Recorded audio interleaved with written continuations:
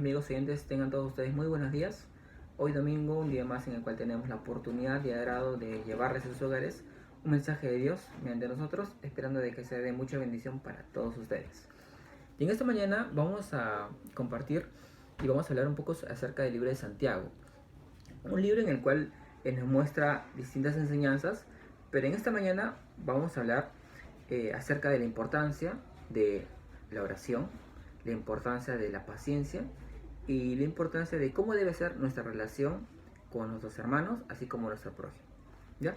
Así que les invito a dirigirse al libro de Santiago en el capítulo 5 y vamos a leer los versículos del 7 al 12. ¿Ya? Entonces, Santiago 5, versículo 7 lleva por título: Sed pacientes y orad. La palabra de Dios dice así: Por tanto, hermanos, tened paciencia hasta la venida del Señor. Mirad cómo el labrador espera el precioso fruto de la tierra, aguardando con paciencia hasta que reciba la lluvia temprana y la tardía. Tened también vosotros paciencia y afirmad vuestros corazones, porque la venida del Señor se acerca.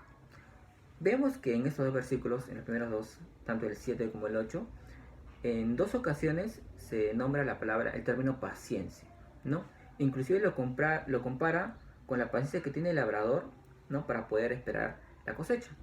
Entonces, yo leí un poco acerca de los tiempos, ¿no? Ya que cuando nos hablan de paciencia, cuando la Biblia nos habla de paciencia, en varias ocasiones lo compara con un labrador, ¿no? O con un agricultor. Hasta hace poco leí e investigué cuánto debe esperar un agricultor para que pueda recibir y pueda cosechar. Entonces, leyendo, vi de que un agricultor, cuando siembra, por lo general, verduras, ¿no? Ya sea rabanito, beterraga, ¿no? Entonces, una vez que siembra la semilla, para poder germinar demora entre 7 a 9 días. Y luego de la germinación de la planta, tiene que esperar 3 meses para que recién pueda cosechar, ¿no? 3 meses. El zapallo, por ejemplo, demora también cerca de 7 a 9 días para poder germinar y demora entre 6 a 7 meses para que pueda recién cosechar, ¿no? Y es por eso que acá vemos la importancia de la paciencia. Bueno, la importancia, y vemos por qué la Biblia, al momento de enseñarnos sobre la paciencia, lo compara muchas veces con el agricultor, ¿no? Y bueno, sigamos. Ya en el versículo 9 dice: Hermanos, no os quejéis unos contra otros, para que no seáis condenados. He aquí, el juez está delante de la puerta.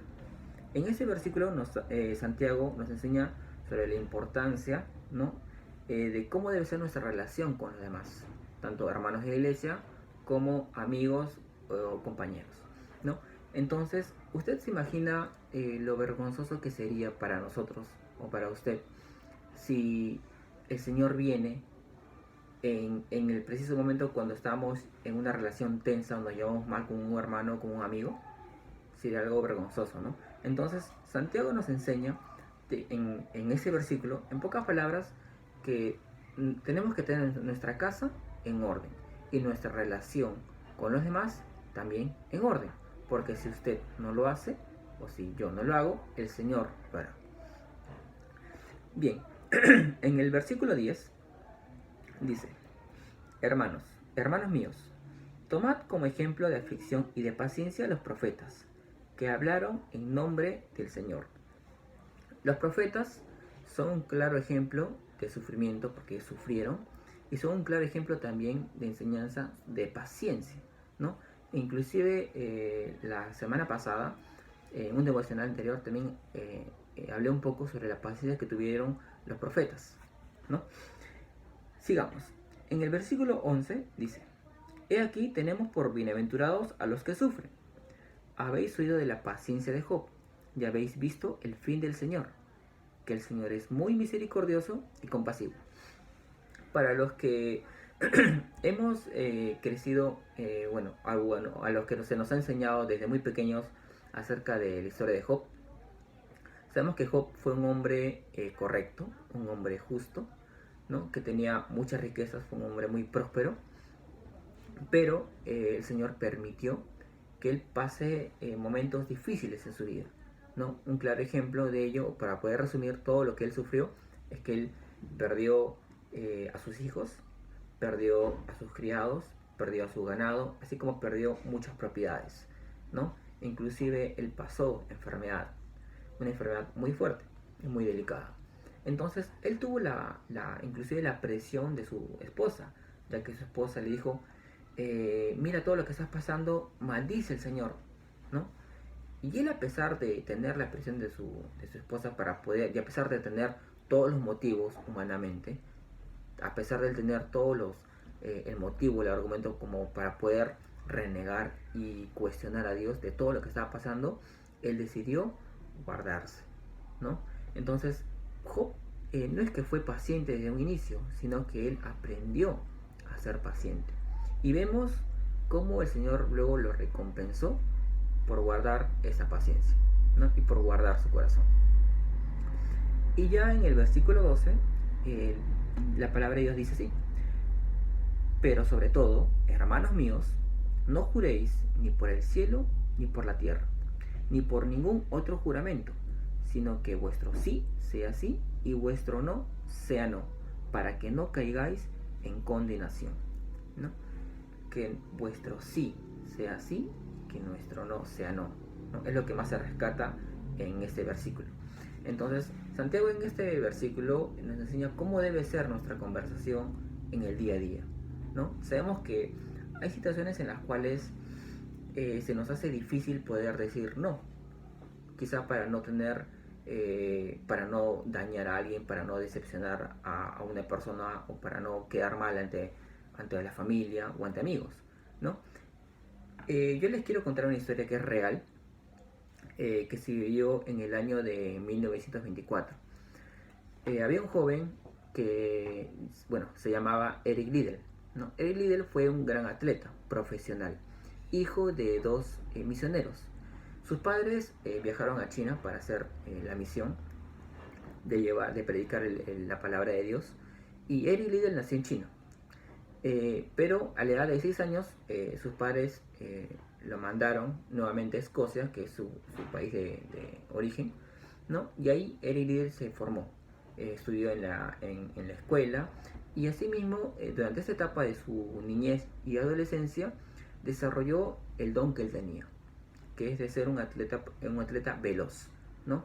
Entonces, Eric, a lo largo de su adolescencia y juventud, desarrolló y perfeccionó este don, de manera que él fue convocado para representar a Escocia en los Juegos Olímpicos de París de 1924. Entonces, Eric se estaba preparando como todo atleta profesional, y llega el día de la competencia, ¿no?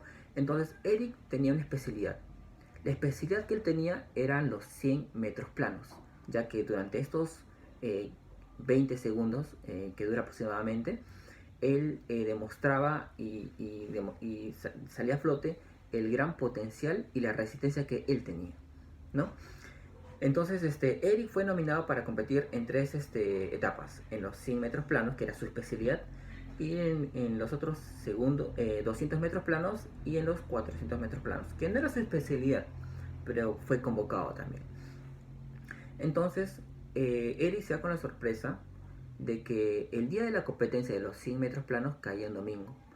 Y las convicciones de Eric, lo que él se le había enseñado desde muy pequeño, era de que los domingos era el día del Señor. Eric tenía la costumbre de que los domingos él se congregaba en la iglesia donde él asistía, y no hacía otra cosa más que congregar y aprender y estar en la presencia de Dios. Y grande fue la sorpresa y la incomodidad de sus compañeros, así como de todo su país, porque su país estaba a la expectativa que él compita los 100 metros planos, ¿no? Su país esperaba que él gane, que traiga la medalla de oro. Pero Eric dijo: no voy a competir, porque los domingos es para el Señor y no voy a correr. Inclusive el príncipe de Gales de ese entonces conversó con Eric y le rogó para que él compitiese, pero Eric dijo no. Entonces Eric, a pesar que tenía la presión de todo su país, siguió con la convicción de decir no. pero se preparó y decidió dar su máximo esfuerzo para competir en los próximos 200 y 400 metros planos. Y es así que llega el día de la competencia, y cuando él compite en los 400 metros planos, Eric rompió el récord de pasar este metraje en 47.6 segundos, llevándose consigo la medalla de oro. Y no solo eso, sino que ganó por 4 segundos al récord que en ese entonces había. El récord de ese entonces era de 43.6 segundos. Perdón, de 50.6 segundos. Entonces Eric rompió el récord, sobrepasándolo y perfeccionándolo en llegar en 47.6 segundos, llevándose consigo la medalla de oro. Y cuando llegó el día de los 200 metros planos, Eric ganó la medalla de bronce, haciendo el récord de 21.9 segundos, ¿no? Entonces, acá vemos un claro ejemplo de convicción, de en qué momento saber decir sí y en qué momento decir no, ¿no?